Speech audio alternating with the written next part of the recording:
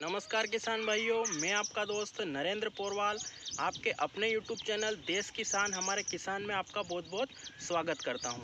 तो दोस्तों, आज हम बात करेंगे लहसुन की फसल में या प्याज की फसल में या कोई सी भी फसल हो, उसमें हम यदि पीजीआर देते हैं तो उसके हमें क्या नुकसान होते हैं। और कुछ भाइयों ने हमें कमेंट भी किया था कि पीजीआर देना चाहिए या नहीं देना चाहिए, उसके ऊपर वीडियो बनाइए। तो आज हम उन सारी भ्रांतियों को दूर करेंगे कि हमें पीजीआर से नुकसान होता है या फ़ायदा होता है। तो देखो दोस्तों, सारा सीधा गणित है कि यदि हम किसी भी चीज़ को समय से पहले या फिर ज़रूरत से ज़्यादा दे देते हैं, ज़्यादा मात्रा में दे देते हैं, तो उसका नुकसान होना स्वाभाविक है।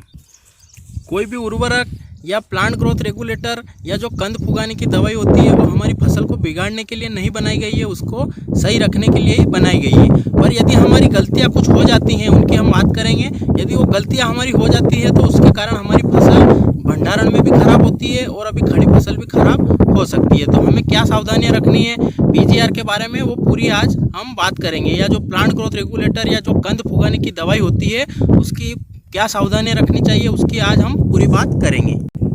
तो दोस्तों, जो हम प्लांट ग्रोथ रेगुलेटर या कंद फुगाने की दवाई लेते हैं, उसमें हमें ये ध्यान रखना है कि कंपनी इसे कितनी बार डालने का बोल रही है। यदि कंपनी एक बार डालने का बोल रही है तो हमें एक ही बार डालना है, और 2 बार डालने का बोल रही है तो हमें 2 बार डालना है। तो उसका पूरा रिजल्ट मिलेगा हमको, और हमारी फसल को भंडारण में भी खराब नहीं करेगी, और यदि हमें उसका अभी भी पूरा फायदा मिलेगा। तो ये तो हो गई फर्स्ट बात कि हमें कंपनी के ऊपर ध्यान देना है कि कंपनी इसे कितनी बार रिकमेंड कर रही है।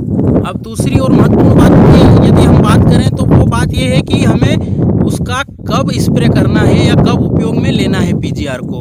उसको कंपनी किस समय डालने का बोल रही है, ताकि वो उसका पीजीआर का काम सही से कर सके और हमारी फसल को भंडारण में भी नुकसान नहीं पहुंचाए। जैसे कि कोई सा पीजीआर होता है कि 60 दिनों पर डालना है और डबल से आपको 90 दिन पर फिर डालना है, या कोई सा पीजीआर होता है कि आपको एक ही बार डालना है, 80 दिन के बाद डालना है।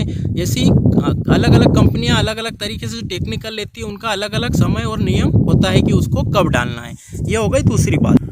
और एक तीसरी बात दोस्तों, जो कि काफ़ी महत्वपूर्ण है, कि उसकी हमें कितनी मात्रा लेनी है, कितनी मात्रा ले सकते हैं उसकी, जिससे कि वो उसका पूरा काम भी कर सके और हमारा उत्पादन भी बढ़े, और प्लस में हमारी फसल को कोई नुकसान नहीं पहुंचे और भंडारण में भी वो सुरक्षित रह सके। ये डिपेंड करता है कि उसकी कितनी मात्रा अपने को लेनी है। यदि हम ज़रूरत से ज़्यादा मात्रा उस पीजीआर की ले लेते हैं तो फिर वो हमारी फसल को भी नुकसान करेगी, और कंद यदि बढ़ भी गया तो हमारा भंडारण में खराब हो जाएगा। यदि हम उसकी संतुलित मात्रा नहीं लेते हैं और ज़रूरत से ज़्यादा मात्रा ले लेते हैं उसकी, तो उसका काम तो कर देगा, पर फिर हमारी फसल भंडारण के लिए अयोग्य हो जाएगी दोस्तों। तो ये बात हो गई। और प्लांट ग्रोथ रेगुलेटर का उपयोग करते समय चौथी सावधानी की यदि बात करें तो बहुत सारी कंपनियों के टेक्निकल ऐसे होते हैं जिनको कि हमें अलग से ही छिड़काव करना पड़ता है। उसको दूसरी थ्रिप्स की दवाई या जो एनपीके होते हैं उनके साथ हम उसे मिश्रित करके छिड़काव नहीं कर सकते हैं। तो यदि ऐसा रिकमेंड कर रही है कंपनी कि इनको अलग से ही छिड़काव करना है, तो उनका छिड़काव हमें अलग से ही करना होगा, ताकि उनका हमें 100% रिजल्ट मिले और वो हमारी फसल को और भंडारण क्षमता को नुकसान नहीं पहुंचाए। तो आप ऐसे टेक्निकल में ये सावधानी जरूर रखें दोस्तों।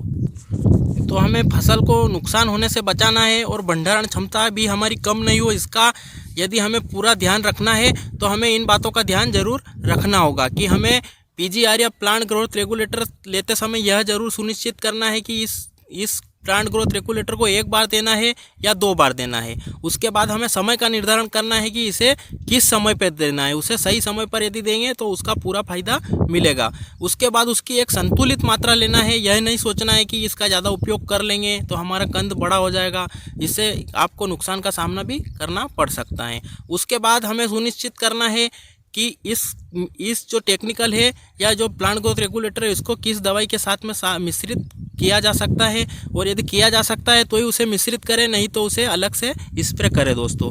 इन सावधानियों को रखकर आप अपनी फसल को भी बचा सकते हो और अपनी जो कंद की साइज होती है वो भी बढ़ा सकते हो। उसके बाद में आपकी भंडारण क्षमता भी खराब नहीं होगी दोस्तों, इन बातों का यदि आप ध्यान रखोगे तो दोस्तों, ये था हमारे द्वारा दिया गया नॉलेज, जो कि हमने खुद घर पर ट्राई किया है। तो आपको वीडियो कैसा लगा कमेंट में ज़रूर बताएं, और अच्छा लगा हो तो लाइक ज़रूर करें और ज़्यादा से ज़्यादा किसान भाइयों तक शेयर ज़रूर करें।